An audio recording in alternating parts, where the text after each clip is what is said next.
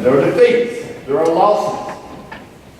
And I love watching that because that shows exactly the way it happens. Sometimes you win, and sometimes you crash and burn.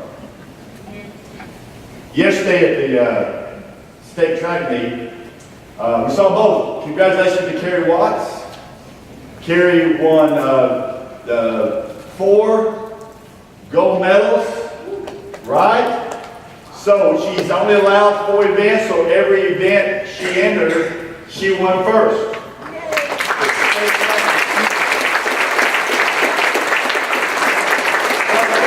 Got 3rd, right? And the 4x4. This thing got 3rd, 4x4.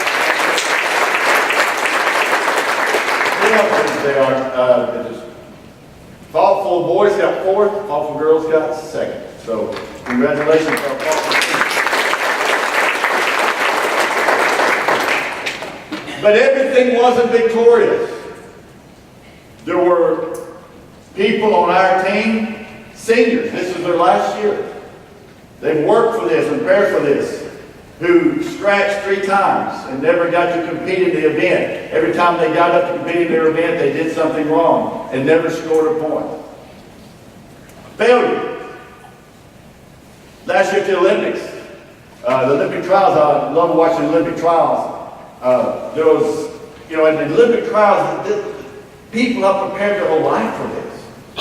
They sacrificed and they worked hard and they trained their whole life for the chance to be on the Olympic team. So these are Olympic trials. One shot, one chance. And I watched this one guy, and they talk about how he prepared, trained all prepared for this. And he flinched before the gun went off. False start, you're out. You don't get another chance. You're disqualified. You leave the field. And so all this work, all this training, all this effort, and what does he get? Nothing. And get what? The activity of defeat. And so one thing that athletics teaches us that is true in life, and that is this. There are going to be times and days when we are victorious, when we win. There are going to be days when we lose. There are going to be days of loss, of defeat, of hurt, of pain. And you learn real quick that it hurts to lose. Amen? It hurts to lose. And that can be a lot of different types of losses. The end of a marriage. Whatever, whoever fault it is, whatever happened, painful. One man said it's the most painful, it's worse than death, the most painful thing I've ever been through in my life. It hurts. The loss of someone that you love dearly. There are days that you lose. I remember like it was yesterday, the day my father died. Day of loss. And so today we're going to talk about that. Our theme is now what? After you lose, now what? Because sometimes it's hard to recover after a loss, after a disappointment, after a failure. It's hard to recover. It's hard to get back on your feet. And so how do you recover from a loss? That's what we're talking about. So let's get our Bibles. We're going to go to 1 Samuel. So let's go with 1 Samuel. 1 Samuel, about chapter 15.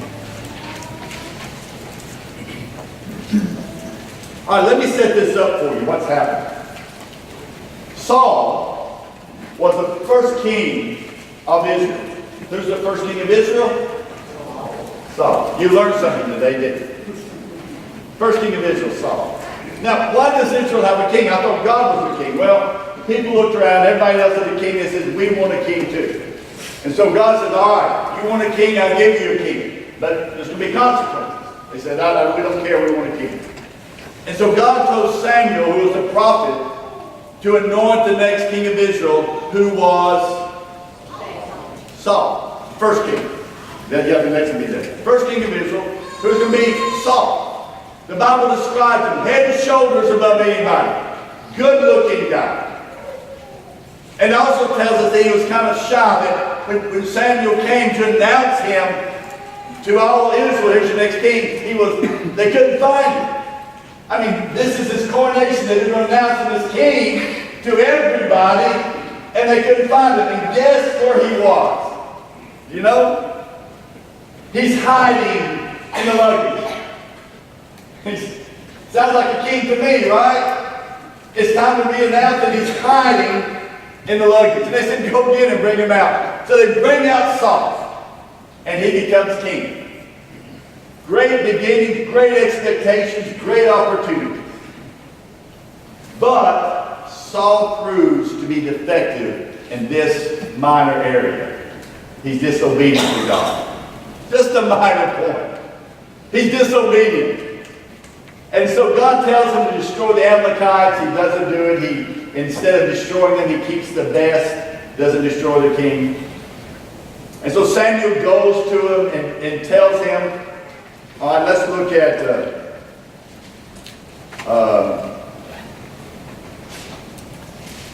go back to chapter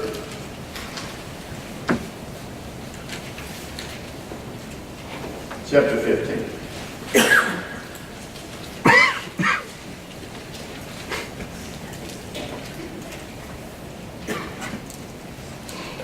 Let's begin reading verse 22, because I just love this verse. Something you can learn. After Samuel has confronted Saul with his disobedience, and Saul makes excuses like we all do for our disobedience to God, we think that somehow we're an exception to the rule, and that God would understand this particular disobedience because we can rationalize it. We have an excuse for it. But this is what God said. Does the Lord delight in burnt offerings and sacrifices as much as obeying the voice of the Lord? To obey is better than sacrifice. To heed is better than the fat of rams. For rebellion is a sin of deviation, arrogance like the devil, evil of idolatry. Because you rejected the word of the Lord, he has rejected you as king. Saul said to Samuel, I sinned, I violated the Lord's command, your instructions. I was afraid of the people I gave in to them. Now, I beg you, forgive my sin. Come back with me, that I may worship the Lord. But Samuel replied, I will not go back with you. You rejected the word of the Lord. Now, the Lord has rejected you as king over Israel. As Samuel turned to leave, Saul caught hold of the hem of his robe, and it tore. Samuel said to him, the Lord has torn the kingdom of Israel from you today, has given it to one of your neighbors, to one better than you. He who is the glory of Israel does not lie or change his mind, for he's not a man that he should change his mind. And so Saul has sinned, he's disobeyed God, and because of that, God has rejected him as king. Verse 34. Then Samuel left for Ramah. Saul went up to his home in Gibeath of Saul, and until the day that Samuel died, he did not go see Saul again. And though Samuel mourned for him, and the Lord was grieved that he made Saul king of Israel. A death. Saul came to king. God rejected him because of his disobedience. It's an ending. It's over. There's nothing Saul can do to change it. God's made up his mind. It's over. He's not king anymore. There'll be a process before it actually plays out. But God has made up his mind. It's over. You can't be king. And then an interesting phrase. Interesting. And God was grieved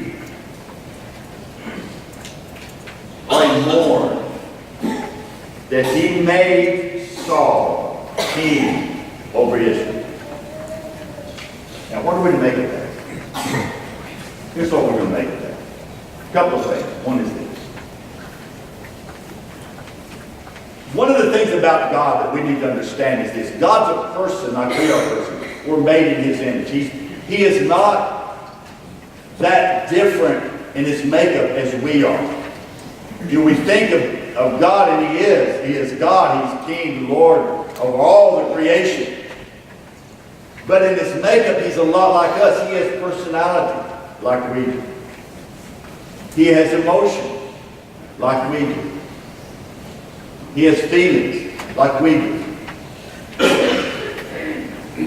And the Bible says that God was grieved. He mourned about Saul's kingship. So, when you feel lost,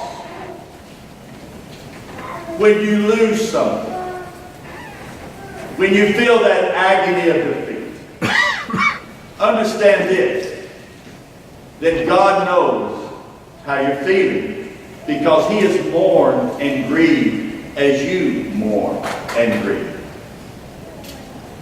Jesus, who was the exact representation of God, right? Am I right? That's what the Bible says. The exact representation of God. The Bible tells us that when he went to the funeral of Lazarus, what did Jesus do? Shortest verse in the Bible, Jesus wept. The Bible tells us that Jesus looked out over Jerusalem and said, "Oh, Jerusalem," and wept again. And, "Oh, Jerusalem, if only you know what would bring you peace, but now it's hidden from you." Jesus mourned over Jerusalem. And so just like we feel grief and remorse and regret, God feels that. Doesn't mean that he made a mistake. What it means, he feels remorse and regret over our mistakes. Sometimes we have regrets. And we get stuck in those regrets. And we can't move past them. And so our life becomes just a continual replay of the past and what could have been. You see, that's what Samuel is doing. Samuel is grieving over Saul because Saul had so much potential. It could have been different than this. It didn't have to be this way. And that's what regret is. It's looking back and saying, why couldn't it have been? Why couldn't I have thrown better? Why can't I run faster? Why can't I make a different decision? Why can't I have done different? And we replay that over and over in our mind, and we get stuck in the past, replaying regrets of things that we can do nothing about. Prime example is there was a movie that was popular several years ago. I think, Mike, this is your very favorite movie, Napoleon Dynamite, is that right? And there's a great scene, Uncle Rico says, if Coach would have put me in, we'd have won state. No doubt in my mind. Do you know people that are still stuck 10, 15 years ago in their past? 40 years ago in their past, still reliving? I met a guy yesterday that was helping us. And I'm about to say, because you may know him, I don't know, he played football for a local team. And he was an Uncle Rico all made over, broke his legs. And man, if I hadn't broken my leg, I'd have gone pro, I know it. I've been a D1 prospect. I know if I hadn't broken my leg playing football, that day that person hit me, I'd be in the pros today. I know it. You know, just reliving, and he gave me play-by-play of every game he'd ever played in. The good old days that passed. And he says, I can't wait till I turn 25. I'm going to play football again. Apparently there's some league you can play when you turn 25.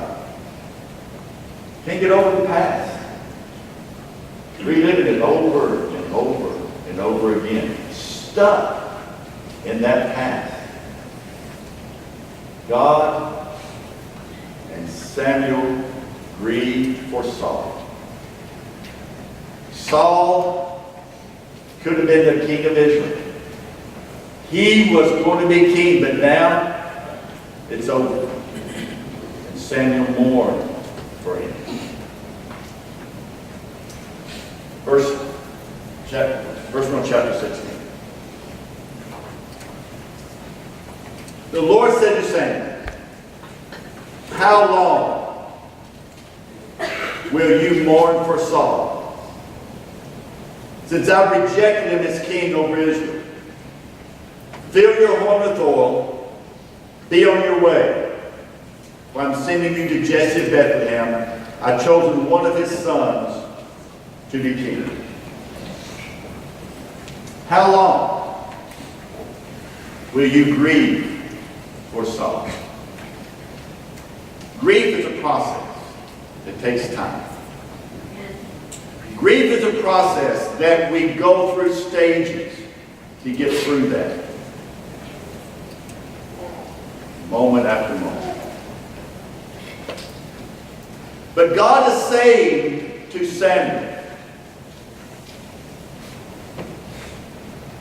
how long are you going to stay in this process? There comes a time when we say, I have a loss. I have a defeat. This happened. And I never say move on. You never say move on to someone, but what you say is, or what you do is, how can you learn to live with the loss and the defeat that you have suffered? How do you learn to live with it and move to the next thing? Because Samuel is continuing to grieve over Saul. And God is saying, the time has come to go to the next thing. It was a loss, and I mourn and grieve myself for that loss. But what's next? You know, there comes a time that we need to move to the next step. How do you do that? All right? Maybe you've heard, maybe you didn't, that Rick Warren and his wife lost their oldest son, Matthew, to suicide. And Rick Warren is a great communicator, a great Christian, a great pastor.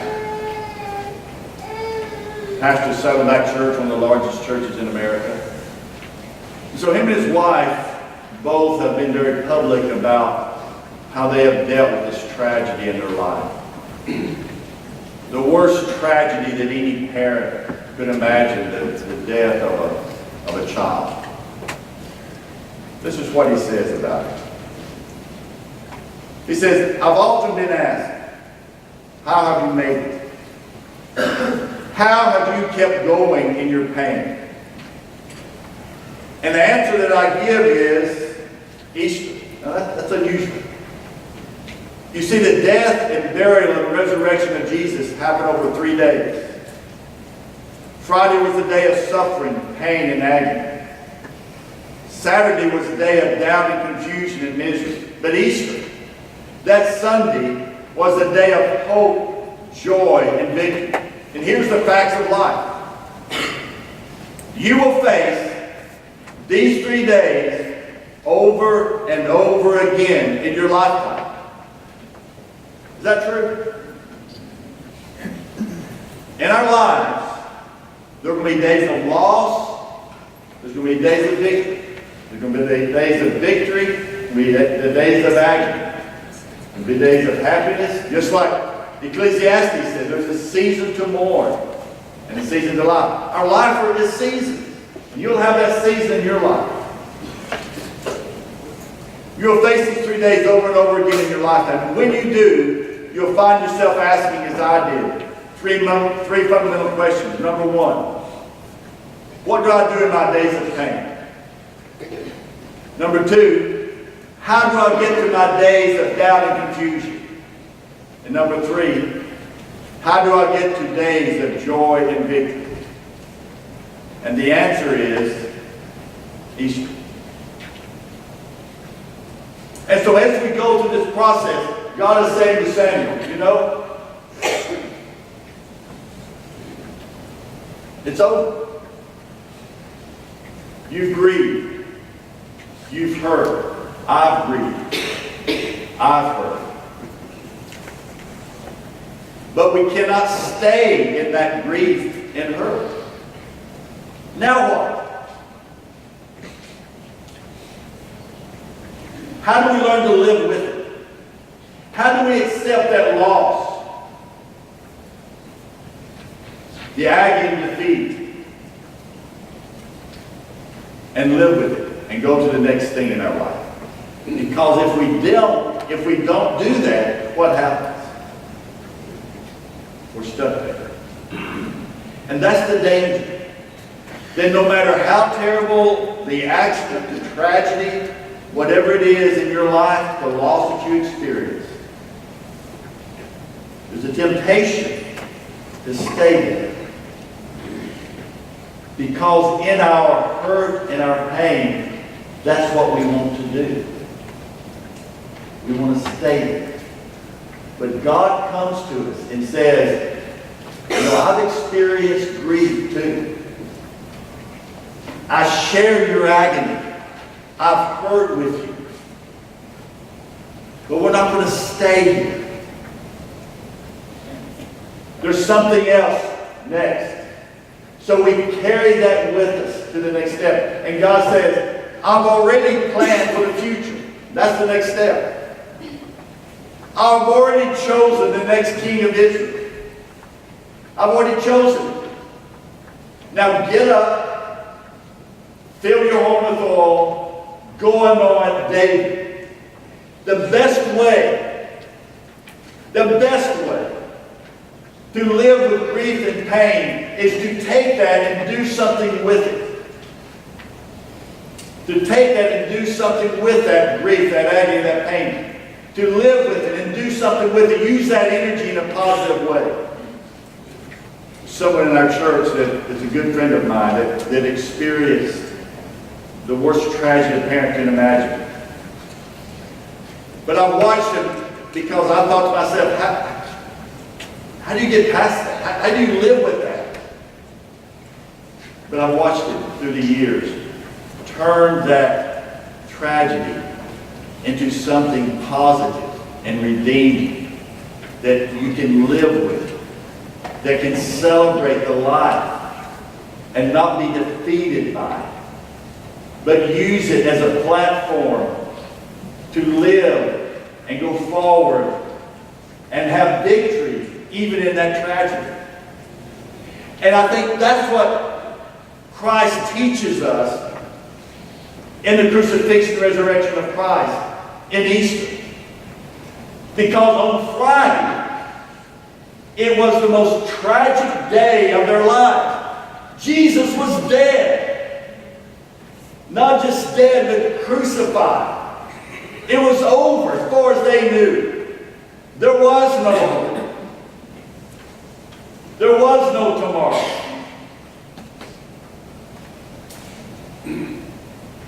They watched him die. But little did they know that in the very midst of this tragedy, of this death, that God is creating life. That God is redeeming this tragedy into something that's positive and healing and redeeming. And that's what God does with our tragedies and our agonies and our pain and defeat. When we allow Him to, He takes those and He redeems them. And He transforms them through the cross into something powerful and healing that we can live with, and not just live with, but we can rejoice in and see God work even in the midst of our hurt. And that's what God is telling Samuel to learn. Samuel, why are you still grieving?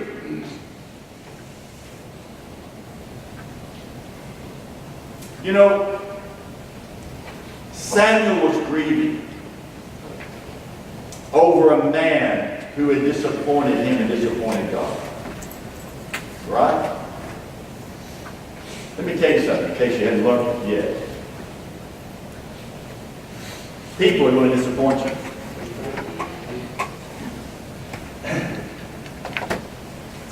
Whenever you put your faith and trust, and we have to in a person, at some point, they will disappoint you. Amen. The only solid, real foundation that we have is God. Amen. He will not disappoint you.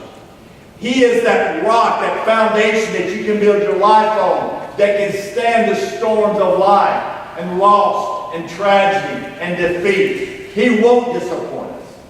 He will always be there. And so when you're building your life on something, don't build it on the person, because it won't last. Build it on Christ. Amen. Because He will be there. And Christ redeems our pain, our hurt, our agony, and makes it into something good. I told you that the Warrens have been very public about this tragedy. Not only has he wrote, but his wife Kay also wrote about how she has lived with this tragedy. This is what she said. She said, "The truest friends and helpers are those who wait for the griever to emerge from the darkness that swallowed them alive without growing afraid, anxious, or impatient.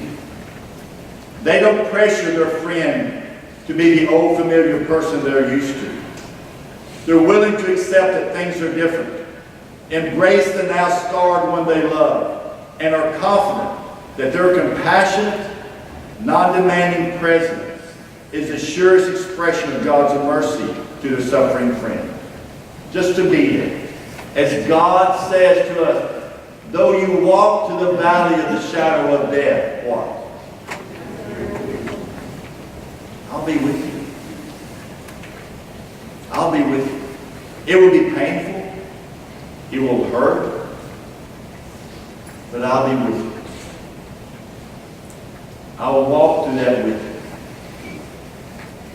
And there's something healing about just having God's presence and the presence of somebody else with you. Not to say anything, not to take away the pain because you can, just to be there. They're willing to accept that things are different, embrace the now scarred one they love, and are confident their compassionate, non-demanding presence is the surest expression of God's mercy to their suffering friend. They're okay with the messy, the slow, and few answers, and they never say, move on. No, we don't move on. But what we do is we allow God to take this tragedy, this loss, and to redeem it and to change it and transform it and use it for His glory and honor. That's what we do. Now what? What do I do now? There'll be a time of grief. There'll be a time of hurt. There'll be a time that you kind of straighten it all out in your mind. There'll be that question, why? Why did this happen to me? Why did it happen now? Why me? And you'll have to deal with all these unanswered questions that no one can give you a good answer for. But what we don't do is we don't get stuck there,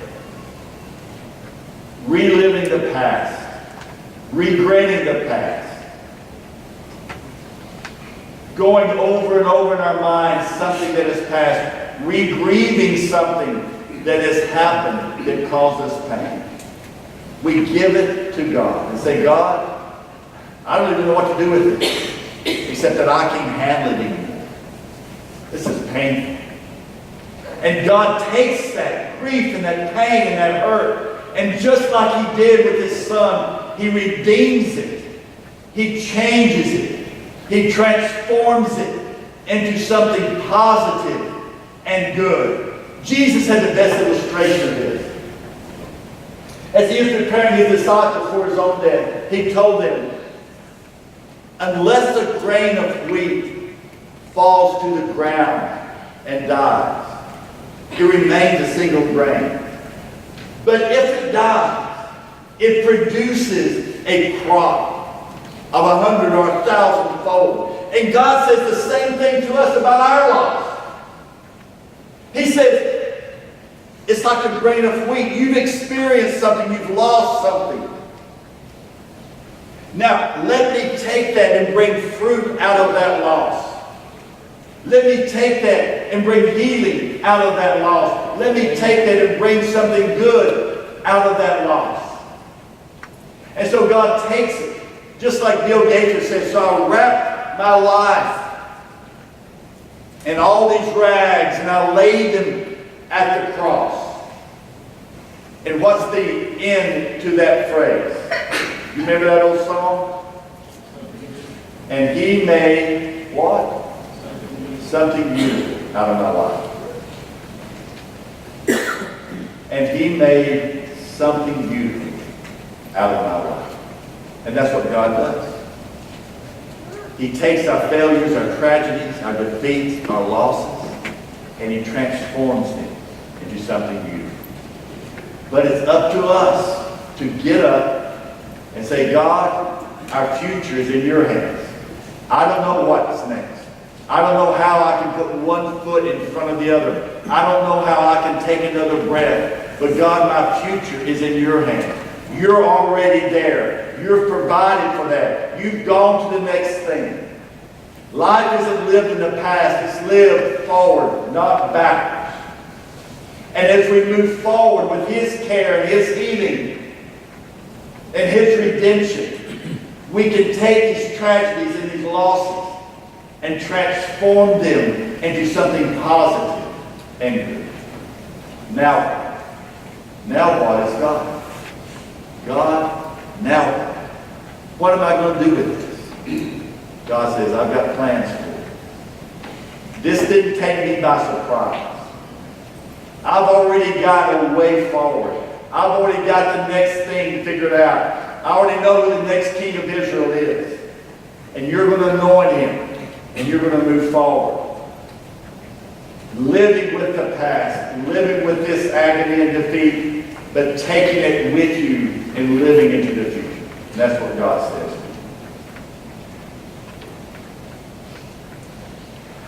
One more little story.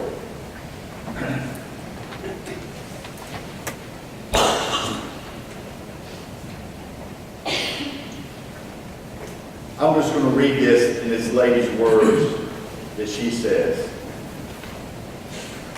She says, I took my 4-month-old daughter and I took a trip to the library. She babbled softly as I browsed through books. As she walked, I heard an older man say gruffly, tell that kid to shut up or I will. Angrily, I responded, I'm very sorry for whatever your life has caused you to be so disturbed by a happy child. But I will not tell my baby to shut up, and I will not let you do it either. I braced myself, expecting an outburst from him. Instead, he looked down, took a deep breath, and said softly, I apologize. And he looked at me with tears in his eyes. We remained silent. Finally, he looked at my daughter, she smiled at him. Happily, she kicked her arms and legs and wiped his eyes and said this. My son died when he was 2 months old. I moved to sit in the chair next to him. He went on to explain that his son died of SIDS 50 years ago. He described how his anger grew, leading to a failed marriage and isolation. I asked him to tell me about his son, and he did so. He smiled back and forth with my daughter. Eventually, he asked to hold her. And as he held her, his shoulders relaxed. Then briefly, he laid his cheek on her head. He returned her to me with a heartfelt thank you. And I thanked him for sharing his story, and he quickly departed. Healed and redeemed from a pain that had haunted him for 50 years. See, grief and pain has a way to transform us into something different, to change us. If we allow it to make us bitter, angry people. And if we hold on to that poison, that's what we'll become. A bitter old man like this. But if we allow God to transform and redeem our hurt, our pain, our anger, our losses, we can become something better than we were before. Because that's what God does. He transforms things. He changes things. He redeems broken, hurt people. He redeems and transforms and heals people who have loss and grief in their life. That's what He does. That's His specialty. Because that's all of us. That's all of us. And so the key is this. What are we going to do? Now, God, take the children and do something with what I couldn't do with it and make it something special. Let's pray.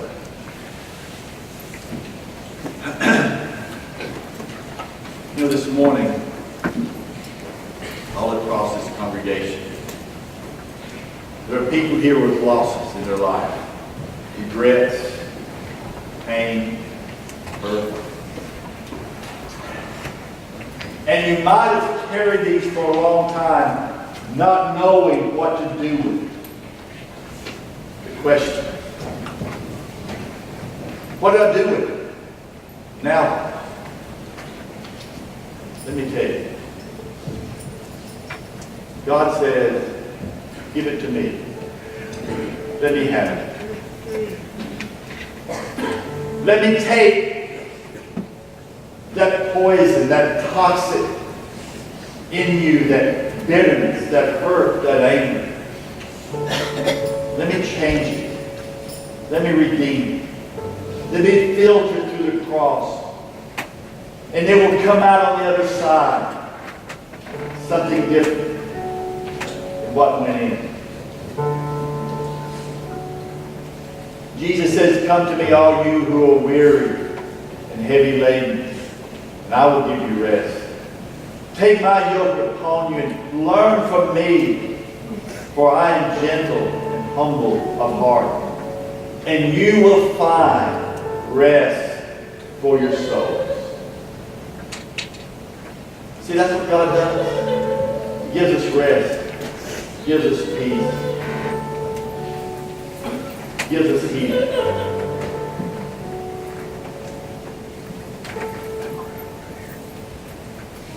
By redeeming what's happened. Not forgetting it, not dishonoring it, but redeeming it, changing it, transforming it to something good.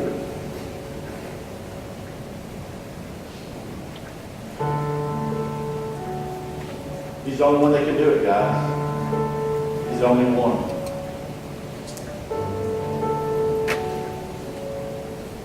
Don't let your grief and your pain and your regret keep you from life. Don't live in it. Give it to God. Let it become something life-giving rather than life-taking. Let it become fertilizer for something that's going to grow new. And God has. This morning as we sing this last song, I don't know how God is dealing with you, but if you want to come and pray, just pray by yourself. You come to the side, my right, your left. And you can pray here all that you want and no one will bother you. No one will come. You just spend some time with God. If you want someone to pray with you, come to the other side and someone come pray with you. But what's important this morning is that we are obedient to God. That we cast our care on Him, that we bring it to Him, that we give it to Him. Say, God, here it is. Here it is. I don't know what else to do with it. It's beyond me. But let God take it. Let God bring healing and wholeness to you. Father, thank you for Christ. Thank you for the crucifixion and the resurrection. Thank you, God, in the midst of that pain and hurt, God, you were still working. You were bringing healing, God, and that, God, you can bring that same healing to our brokenness, to our hurts, to our grief, to our pain.